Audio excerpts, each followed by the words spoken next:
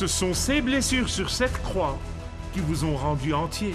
Seules ces blessures peuvent guérir nos blessures. Seules ces blessures peuvent réparer notre vie brisée. Seule sa mort peut nous élever à une nouvelle vie. Seul son sang peut guérir les ravages de la dépendance. Seule la croix peut nous racheter du péché et de ses conséquences.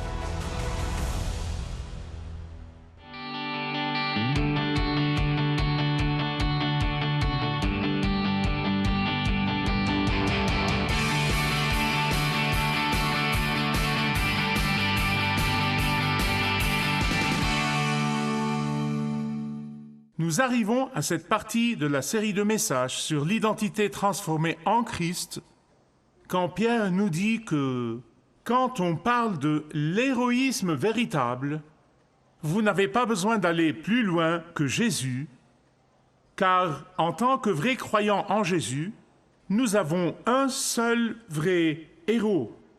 Nous, les croyants, avons un seul vrai modèle. Nous n'avons qu'un seul exemple à imiter. Et tandis que le monde brandirait les figures du sport et les chanteurs connus et les célébrités comme des héros, il n'y a qu'un seul vrai modèle digne de ce nom. Ouvrez avec moi, s'il vous plaît, comme nous suivons cette série de messages de 1 Pierre 2, en commençant au verset 21 jusqu'au verset 25. Au verset 21, il commence par dire « C'est à cela que vous avez été appelés ». Quoi? Que veut dire cela? C'est à cela que vous avez été appelés. Maintenant, il y a des gens qui visent la souffrance. Mais la construction de la phrase ne se prête pas à cette interprétation. Il y a des croyants qui souffrent. Dieu merci, pour la plupart d'entre nous, c'est une situation temporaire. Pour la plupart d'entre nous, nous ne souffrons pas toute notre vie, bien qu'il y ait des gens qui sont peut-être appelés à faire cela. Mais il ne dit pas que vous êtes appelés à souffrir, il dit que vous êtes appelés à cela. Cela est le fait que Jésus a souffert et est mort sur cette croix, et en se soumettant à la volonté du Père, il nous a montré un modèle, il nous a donné un exemple à suivre. Il nous a appelés à imiter le Christ, peu importe où il nous emmène. Nous sommes appelés à placer nos pas sur les traces, la marque des pas de Jésus, quelles que soient nos circonstances. Il nous a appelés à modéliser ce que le Christ nous a montré à nos enfants et à notre communauté. Maintenant, dans ce passage, Pierre cite l'Ancien Testament, en particulier Ésaïe 53. Ce passage, qui est 1 Pierre, chapitre 2, versets 21 à 25, 5 versets, ces 5 versets sont en fait le centre autour duquel tournent toutes l'épître. Ces 5 versets, 21 à 25, sont la pierre angulaire sur laquelle toute l'épître est construite. Ces 5 versets sont le noyau même de toute la première épître de Pierre. Certains d'entre vous se demandent peut-être, eh bien, si c'est le cas, pourquoi n'a-t-il pas commencé avec ça? Pourquoi n'a-t-il pas commencé par la pierre angulaire? Pourquoi n'a-t-il pas commencé par le noyau? Ah, très bonne question. Parce que Pierre voulait que nous comprenions d'abord notre appel principal. Il voulait que nous nous délections d'abord et nous réjouissions des bénédictions de Dieu que cet appel nous apporte. Il voulait que nous soyons les premiers à être submergés par les privilèges de l'appel du Christ sur nos vies. Il voulait que nous nous réjouissions d'abord des bénédictions que nous avons reçues de sa main lorsqu'il nous a appelés. Et c'est pourquoi nous avons commencé avec la bénédiction septuple. En fait, c'est pourquoi, si vous voyez quelques versets avant, le verset 9, il a dit « Nous avons été appelés des ténèbres à la lumière ». Suivez-moi bien. Beaucoup de gens se décrivent comme des disciples de Jésus. Certaines personnes l'utilisent comme il faut, d'autres ne le font pas. Qu'est-ce que cela signifie de suivre Jésus? Cela signifie de l'imiter de toutes les manières. Et Pierre, ici, nous donne au moins trois domaines dans lesquels nous pouvons imiter Jésus si nous prétendons vraiment être de vrais disciples de Jésus et ne pas simplement l'utiliser comme un slogan. Tout d'abord, ne pas prendre les choses en main et prendre votre propre revanche, même quand vous avez le pouvoir de le faire, même quand vous avez l'occasion de le faire. Et deuxièmement, en attendant patiemment la manifestation de la justice de Dieu. Et troisièmement, en évitant toujours de compromettre ou de nier la vérité biblique indépendamment du prix, quoi que ça nous coûte. Regardons ces choses très rapidement, ces trois. En ne prenant pas charge de notre propre revanche. Dans le dernier message, nous avons vu que lorsque nous souffrons à cause de l'injustice et lorsque nous n'avons aucun recours, nous devons faire confiance en Dieu pour le résultat. Et ici, Pierre s'appuie sur cela. Il développe cela. Et il dit que si vous cherchez un exemple devant l'injustice que vous avez subie, ne cherchez pas plus loin que ce que Jésus a fait. Apprenez comment Jésus s'est comporté et copiez-le. Suivez l'exemple de Jésus dans de telles affaires. Encore une fois, vous devez étudier le contexte. Comme je vous l'ai dit la dernière fois, Pierre écrivait dans le contexte d'une dictature totale. À l'époque, les chrétiens, quand ils devenaient des victimes, ils n'avaient absolument aucun recours, aucun système judiciaire qui, au moins, a été fondé sur des principes bibliques, ou aucun juge, comme nous en avons aujourd'hui, qui a au moins un peu de connaissances bibliques. À l'époque, il n'y avait absolument pas de justice pour les croyants.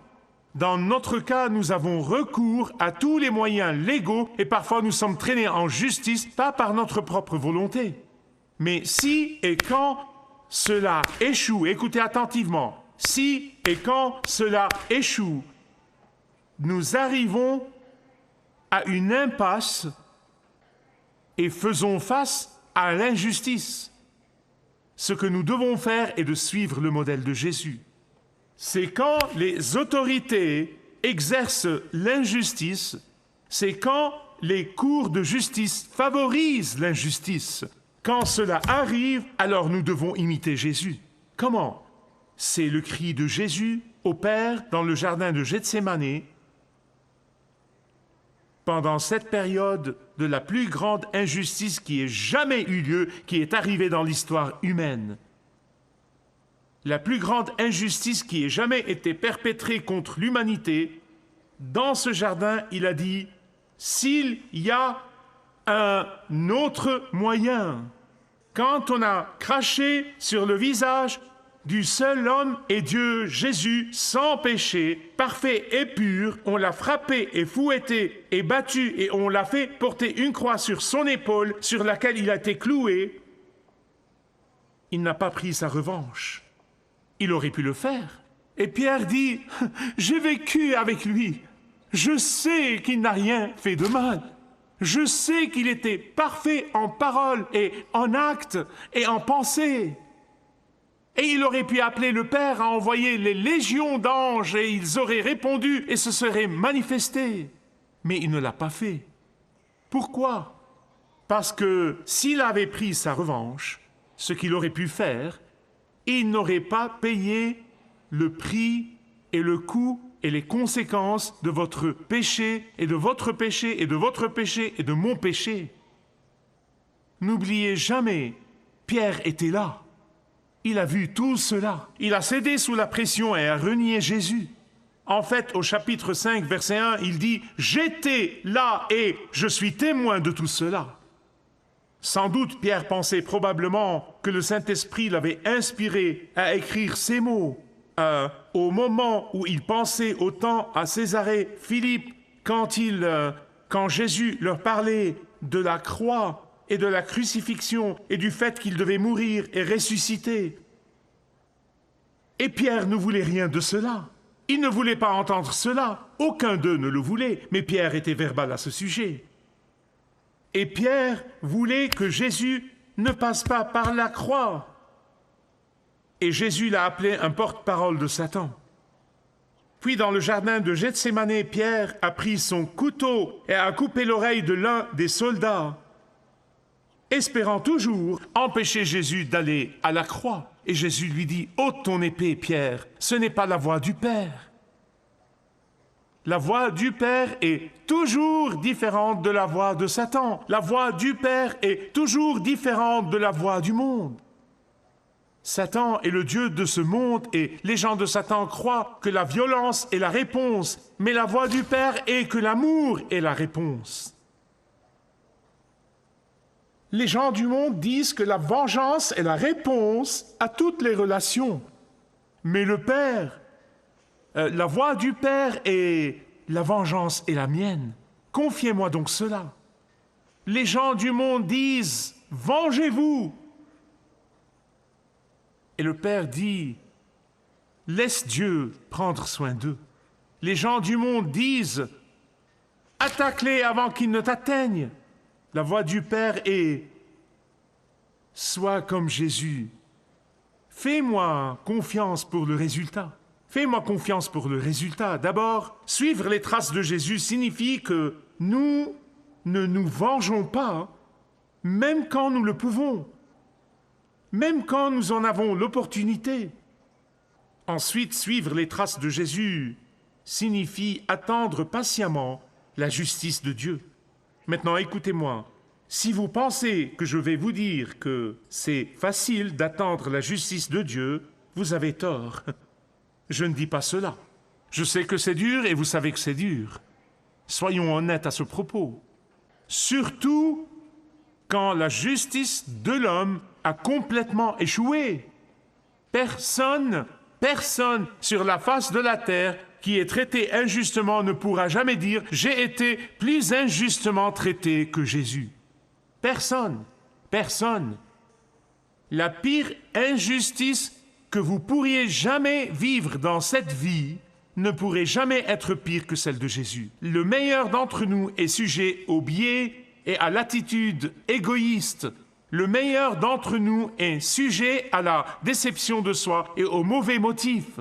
Dieu est mon témoin au ciel. J'agonise dans la prière. J'agonise à chaque fois que je prends une décision grande ou petite. J'agonise dans la prière pour examiner mes motifs et crier à Dieu, mais je ne peux pas vous dire ici aujourd'hui qu'à chaque fois mes motifs étaient toujours purs à 100%.